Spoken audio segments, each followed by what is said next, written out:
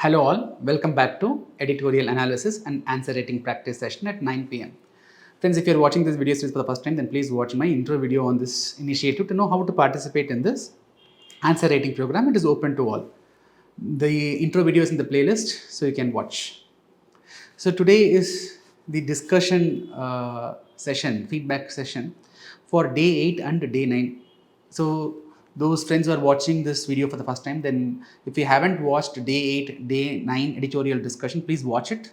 Then you will get a hold on whatever we are discussing today. Right. Despite the global efforts and commitments, progress towards achieving sustainable development goals have been slow. Analyze the key challenges hindering SDG progress, particularly in developing countries like India. So here, understand we have to explain about sustainable development goal. We can start our intro with SDG. So what is this SDG? From there, you can come up with the UN report. The report said that definitely by 2030 we cannot achieve these goals. So here the question says it has been slow. Okay, overall SDG achievement progress is slow. So you highlight why it is slow in general, globally, what are the reason which has affected almost all the countries globally. It's a COVID, okay, like that, climate change, like that you can mention.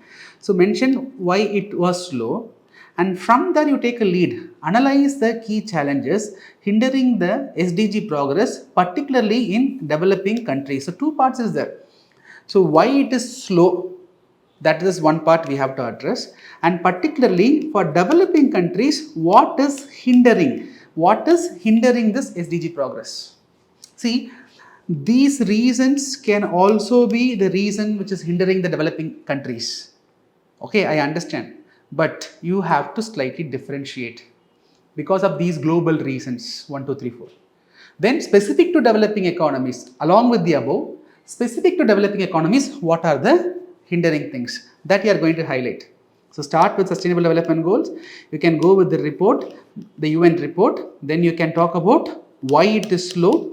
Then specific to developing economies, what is the hindrance. Then finally, you give some suggestions how to improve that. Then conclude with by highlighting the importance of SDG. Right? SDG achievement SDG is very, very important. We have to achieve SDG to ensure sustainable development and inclusive growth. So conclusion part, highlight the importance of the SDG and you can finish it. Right? Many students, you have failed to understand this differentiation. Okay. So that is something which is important in this question. So let's see how students have answered. So Ranjit, you have highlighted with the goals first, SDG 17 goals interconnected, great. Slow progress, you have just given the report. You have not explained why it is slow. Rather, you have directly went to the key challenges. Okay, always it is important to link every single point which you are mentioning, you try to link it. When you go to a subheading also, you come up with a link point and then you go for subheading. So you are talking about slow progress, then you are directly going for challenges. Challenges points are fine. Your financial constraints, political instability. The problem with your answer is, see, look at the question. The question is economies like India. It is not just India. Many points, of course, you have first point you have mentioned about India, second point you have mentioned about Bangladesh. Okay, but many points your answer were specific to India. Governance issue, India, right? Climate change. Here you have mentioned about small island developing states. That is okay, but again inclusive growth. Again you have brought India, right? Globally reasons which has impacted and how develop. What are the factors hindering the progress achieved by developing countries? So developing like India, not just only India. Okay. Again infrastructure you were trying to highlight about India. A slight modification in your answer will make a good difference. Then you have mentioned the way forward, but where is the conclusion? Way forward is not a concluding note. It is a suggestion what to do next. But we need a concluding note. And remember, only after reading the conclusion, the evaluator is going to give marks. And friends, when you are making points, always number it. So here you have numbered 1, 2, governance 3, 4, 5, 6. Right. I would suggest this you write it as 7, 8, 9, 10, 11. The evaluator, while finally what happens, the evaluator will check the concluding note. Before that, there are 11 points, 12 points, 13 points. Psychologically, it will give an impression for the evaluator, okay, this student has written 11 points, 12 points, 15 points. That will also play a role in awarding marks, make the evaluator guilty. Okay, I should not feel that I should give low marks. I should feel that, okay, this person has written 15 points, 16 points. Let's give half a mark extra. That half a mark extra in every question will make a lot of difference. Okay, keep that in mind. Next is, see, please mention your name, friends. Please mention your name. Okay, you have explained about SDG, that is fine. Then directly challenges hindering progress. What are the link point? The question simply says, globally there is a slowdown. What is the reason? The same problem which the previous person was having, same thing I'm seeing it here. Apart from that, COVID-19, geopolitical tensions, inflation, instability in Africa, South Asia, these political instabilities. Okay, see, look at this point. This point, you need not spend this much space for one particular point. You can make it more crispier. Your content is correct, but the point is becoming more lengthier. Insufficient fund, rising inequality, all those points are fine. Then again, you have mentioned the way forward. Okay, that is what we have to do. It's a kind of suggestion. That is fine. Your conclusion is also fine. So when compared to previous answer, you're given way forward and conclusion, but the problem with both the answers is linkage, introduction, and the subheading linkage was missing, and it is better to differentiate the impact. What is hindering developing countries is separate heading. Globally, how it has impacted, reasons, separate heading. Right? We'll go to the next question. Evaluate the impact of GST in India. Do you think GST is a necessity in India's economic framework? So here, you can start with GST. What is GST? When it was introduced in India. Then you have to explain the impact. So when you are going for impact, please highlight the positive impact. And also you can see, because it is about evaluation. Evaluation is like what I'm doing is evaluation. I'm trying to highlight the positives and negatives of your answers, right? Like that positive impact, the issues, the challenges with respect to GST, that you try to highlight. Then do you think GST is a necessity in India's economic framework? Most of the students have not addressed this part. I would say no one addressed. Do you think GST is a necessity means you have to highlight why it is necessity, why it is necessary. For example, GST is improving the ease of doing business because other investments will come, because other jobs will be created. India has a 1.4 billion population, so there is a need for increased job opportunities, or else unemployment will be. See, this much you are not right. The point is to meet the growing job demand, we need ease of doing business. GST guarantees. Hence, it is a necessity. Think about the revenue deficit. India is having a revenue deficit of more than 8 lakh crores. So in this situation, we have to increase our tax to GDP ratio. GST is giving you close to 2 lakh crore rupees worth revenue every month, and it grows at 10 to 12% growth rate year on year. So because of revenue deficit, this becomes necessity. So you should say why it is necessary. GST is necessary. No one was addressing that aspect. And many were writing like, do you think? Yes, absolutely yes. It is required. Please don't do that.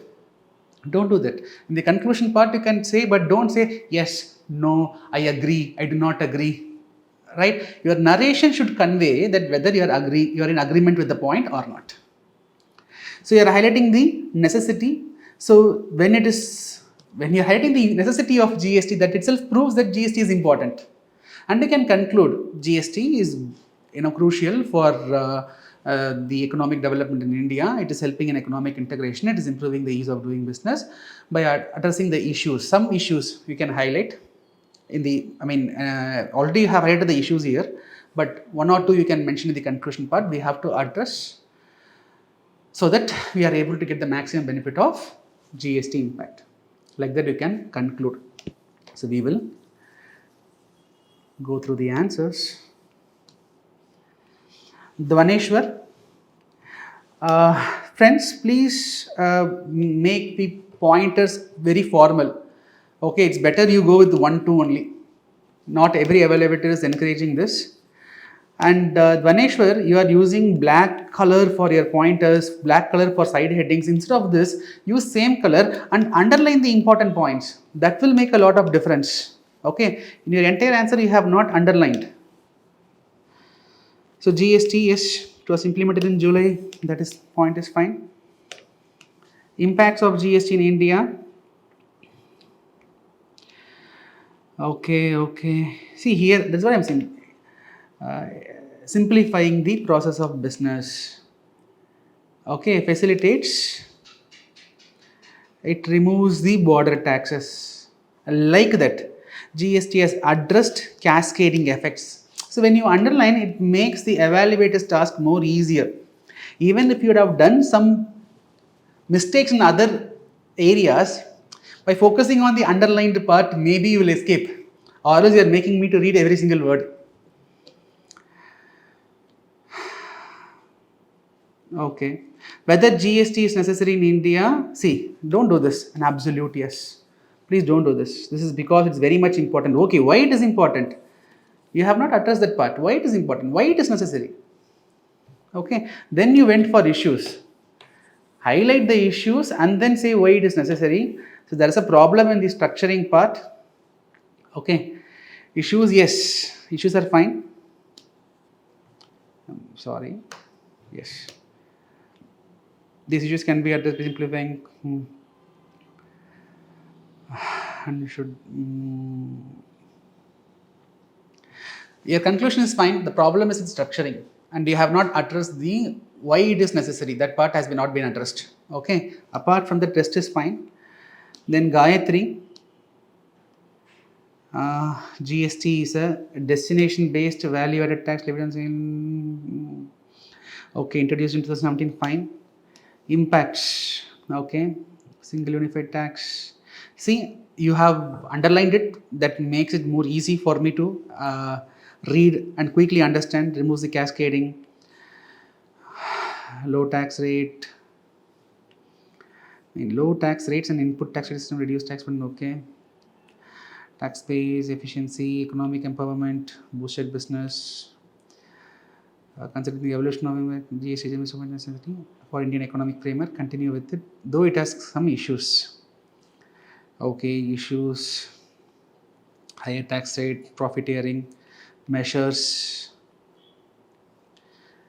Yes, GST issues, compliance, competition commission. Everything is fine. The problem is, again, you have not explained why it is a necessity. Apart from that, I think your name is Gayatri. Your answer is definitely good. Your handwriting is neat. You have underlined it. Very good. But that part, why? Why? Do you think it is necessity? You might say yes, no, but why? You are arriving at the yes or no through some analysis that you should have explained. That is missing. Apart from that, rest is fine. Right, friends? I hope today's discussion feedback session was useful to do the course correction which is required. Please rewrite the answers. I have given the answer key. Please go through the answer key, rewrite the answer. Okay, rewriting is very, very important. Alright. So tomorrow I'll come up with another interesting editorial analysis topic. Till then, bye. Take care.